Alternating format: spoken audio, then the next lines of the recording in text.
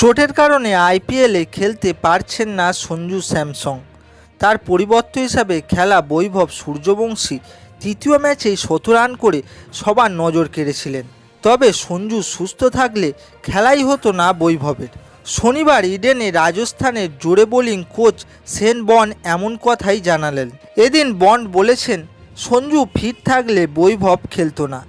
তবে একবার যখন বৈভব খেলার সুযোগ পেয়েছে তখন তাকে খোলা মনে খেলার স্বাধীনতা দেয়া হবে বলেই জানিয়েছেন বন্ড।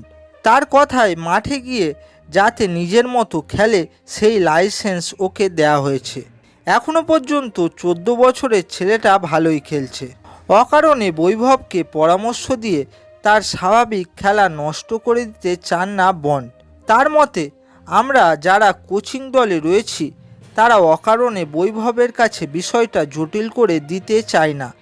গত ম্যাচেও ভালো খেলতে পারেনি ঠিকই, কিন্তু ওকে নিয়ে আতঙ্কিত হওয়ার মতো কিছুই হয়নি।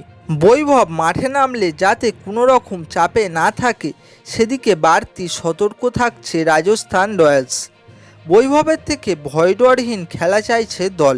বন্ডের মতে ভবিষ্যতে বৈভবকে অনেক উত্থান পতনের মধ্যে দিয়ে যেতে হবে। কখনো ব্যর্থ হবে, কখনো সফল। সব কিছু থেকেই শিক্ষা নিতে হবে তাকে। বন্ডের কথায় নিঃসন্দেহে বৈভব প্রতিভাবান একজন ক্রিকেটার, কিন্তু এখনও বয়সটা অনেক কম, তাই চলার পথেই অনেক কিছু শিখতে হবে। আমরা ওকে নিয়ে ধৈর্য রাখতে চাই।